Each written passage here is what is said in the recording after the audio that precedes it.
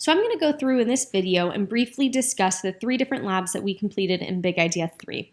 So the first lab that we completed was the mass percent of copper in brass, determining the mass percent of copper in brass. And so what I gave you guys, your sample of brass was actually a shell casing, and we added it to nitric acid and allowed it to dissolve. Now, keep in mind that we're determining the amount of copper. So the copper actually dissolved into ions in solution, and it created this gorgeous blue color. Keep in mind that transition metals, when they are dissolved into water, they will create colorful solutions. And the reason why they create colorful solutions is because they have unfilled d orbitals, and therefore electrons are able to jump to higher energy levels from those d orbitals or move around. And so a lot of the transition metals we'll look at, when you do dissolve them into solution, they'll create very colorful solutions, and that's because they have access to those d orbitals. So what technique did we use when we were working with this lab? Well, we use spectrophotometry. So remember, what spectrophotometry allows us to do is it allows us to analyze the color of a solution in order to determine concentration. And specifically, what we measure with spectrophotometry is absorbance. Okay, so what we did in the lab, the first thing we did was you guys created a number of different specific concentrated solutions of copper ions. Okay, and you took each of those samples and you put it into the spectrophotometer in order to determine their absorbances. Now, the reason why you did that was you then created a Beer's law curve. Your Beer's law curve had on your y-axis had absorbance, on your x-axis had concentration. And so with those known concentrations and their absorbances, you were able to create a plot. Now, the important thing for you to remember is before you actually used your spectrophotometer, you had to actually set it up and calibrate it. Now, the way that we do that is we set the spectrophotometer to a specific wavelength. Now, that wavelength, how we determine what wavelength we should set our spectrophotometer to is we are trying to maximize the absorbance. Okay, you want your absorbance to stay under 1.0, but as close to 1.0 as possible. So a lot of the time you'll be given a curve which allows you to determine what the absorbance would be at specific wavelengths. Whatever wavelength you choose, whichever wavelength maximizes absorbance while staying under 1.0, that's what you set your spectrophotometer to. After that point, you don't touch wavelength. Okay, you don't touch it on the spectrophotometer. We don't use it in any of our calculations. That's just set in order to properly measure the absorbance for your solutions. All right, so at this point I have my spectrophotometer set up. I've already actually used it to measure the absorbance of specifically known concentrations of copper ions in solution. And then what you did was you took your unknown solution, which you had created by dissolving your shell, your casing, into the nitric acid. It's this gorgeous blue color, just like the samples of known concentration. But for this one, we don't know the concentration of copper.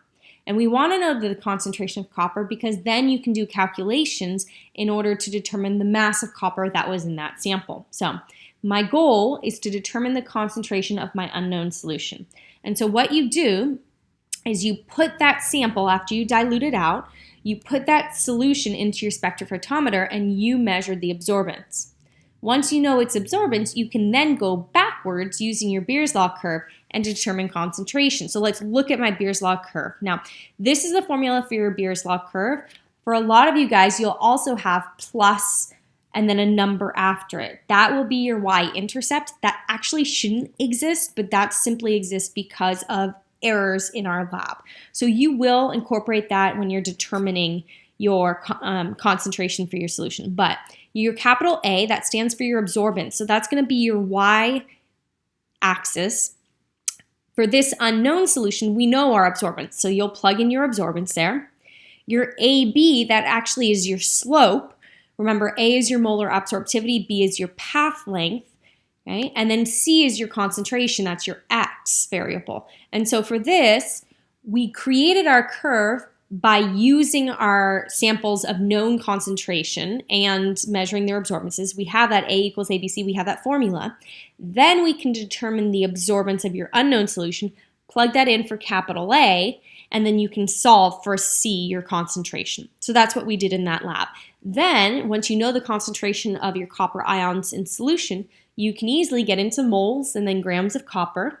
And then you would take the grams of copper, divide by the total mass of your shell casing, and that would tell you what the mass percent of copper is in that brass sample. All right, so some specific errors that could have occurred that we talked about. All right, if an experimenter, remember when I was telling you how to handle the cuvette, I said be careful not to leave fingerprints on the cuvette. I wanted you to hold it from up above, not in the center. And that's because the oil in your fingers will actually absorb some of the light that's being shot through the cuvette.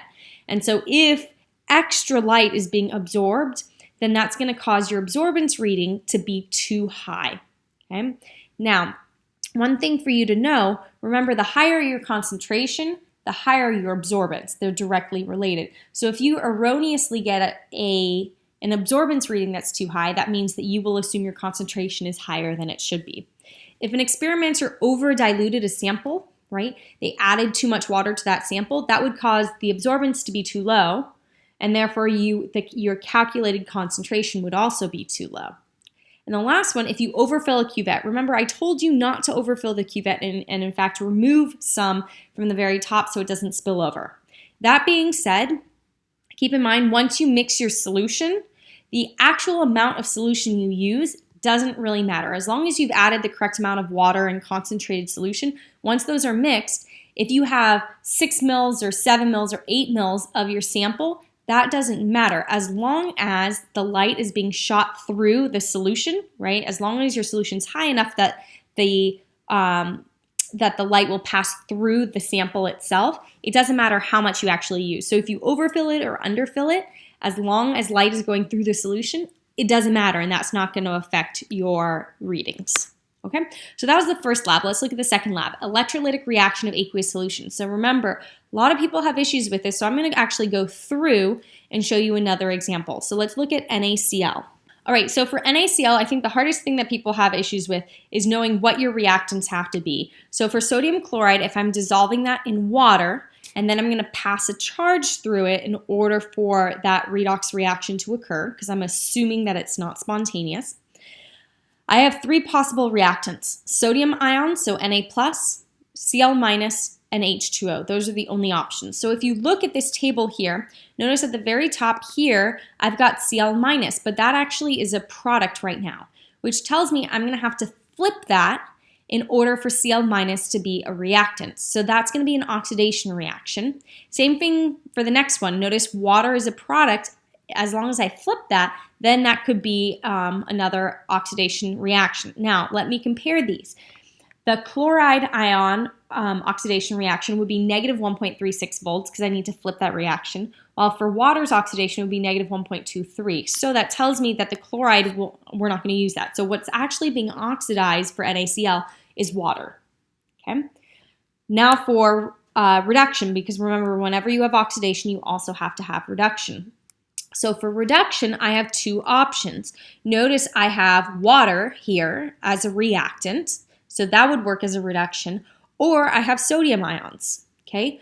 Because keep in mind, it can't be sodium solid, it has to be sodium ions because those are 2 of my 3 possible reactants. So if I'm comparing those, since I'm not flipping them, I want the one that's least negative, okay? And so that gets rid of sodium ions. So in the end, it's actually just going to be water being oxidized and water being reduced. Okay, and so when I calculate my cell potential for this, it would be negative 1.23 plus negative 0.2828. So even though I chose the most positive possible options, my cell potential is still negative, and this is an electrolysis reaction. All right. So that's what we did in the lab. Let's actually talk really quickly about things that we would see. So for this one, notice my products are going to be oxygen, hydrogen ions, and hydroxide and hydrogen gas, right? So assuming that I'm going to have equal amounts of, so the hydrogen ions would produce an acidic solution, hydroxide would produce a basic solution. So those actually might cancel each other out and I might not see anything. If I just see H plus by itself, then that would be an acidic solution. If I just saw OH minus by itself, that would be a basic solution. But the O2 and the H2, I'm going to observe bubbles. all right? In the lab itself, you actually saw color changes because for specific indicators, they will turn a specific color if they're exposed to either an acid or a base. So keep in mind, an acid would be H+, a base would be OH-. All right, for the last lab, we did our first titration in this class. So this was the overall reaction that we were looking at. Okay, so you had in your burette, you had permanganate, MnO4-, and you slowly added it to hydrogen peroxide, which was in an acidic solution that you created. Okay, so at the very beginning, as you slowly add permanganate, which by the way is super dark pink, you saw bubbles forming, and you know that bubbles form because O2 is produced. That's one of your products. So as you're adding permanganate, it's bubbling, it's bubbling, it's bubbling, but you're not seeing a color change because the pink immediately becomes clear. And the reason why is because the permanganate, which is pink, is becoming Mn2+, which it has no color. All right? However, when you reach your end point, okay, the color of the solution suddenly turns pink. And the reason why that happens is when I'm at my equivalence point, which is when I have equal amounts of permanganate and hydrogen peroxide, when I have equal number of moles of both of those, okay, you wouldn't see anything with your eyeballs.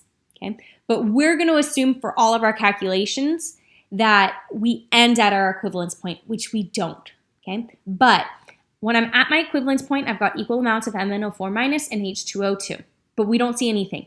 As soon as you add one extra drop of permanganate, now all of a sudden, I am out of H2O2, right? Because I had equal amounts of MnO4- and H2O2. When I have equal amounts of them, I don't have either of them in solution. So the only thing that would be present would be my hydrogen ions, assuming that there are plenty of them, my oxygen, and my Mn2+ and my H2O. But at equivalence, I don't have MnO4- and I don't have hydrogen peroxide because I have equal amounts of them. They've completely reacted together. As soon as I add one extra drop of MnO4-, right, MnO4- is going to stay in solution because there's no hydrogen peroxide to react with it. So as soon as I add that one extra drop past my equivalence point, that is my end point, which is when the solution turns a color, and that tells me I need to stop.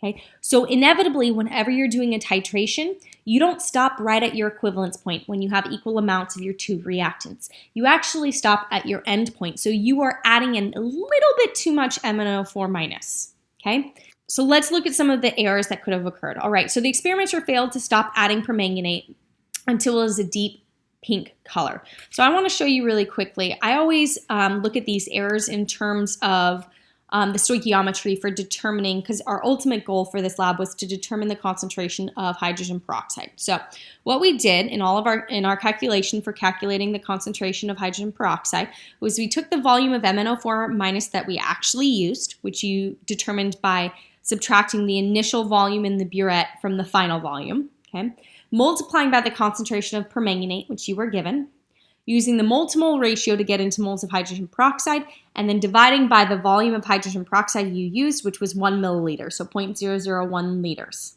Okay? So ultimately, if you failed to stop adding permanganate, right, you use too much volume of permanganate, that means that the volume of MnO4- is going to be too big. And since you're multiplying everything by that too big volume, then the concentration of hydrogen peroxide that you calculate is going to be too high. No matter what, in a titration, since you are adding even just one extra drop too much in order to get to your end point versus your equivalence point, your concentration that you calculate is always going to be a tiny bit too high. Okay? There's no way around it because at your equivalence point, you don't know you're there because you don't see a color change. It's only once you have passed your equivalence point and hit your end point that you realize that you should stop. Okay. For B, if a number of drops of permanganate get stuck to the neck of the Erlenmeyer flask, that means that they're not being allowed to react with the hydrogen peroxide, which means you're going to add too much permanganate again, causing, and if you look, your volume of permanganate is going to be too high, which means your concentration of H2O2 is going to be too high as well. Okay. And then for C, if the experimenters rinse out the burette with water, but fail to rinse it out with potassium permanganate, remember you were asked to first rinse with DI water to get any contaminant out, and then you need to rinse it with the permanganate. And the reason why is because we want to get rid of all the water, because otherwise you will dilute your solution. If you dilute your permanganate, what that means is you're going to have to add more permanganate in order to actually reach your endpoint, which again means that your volume of permanganate is going to be too high, and therefore your concentration of H2O2 is going to be too high as well.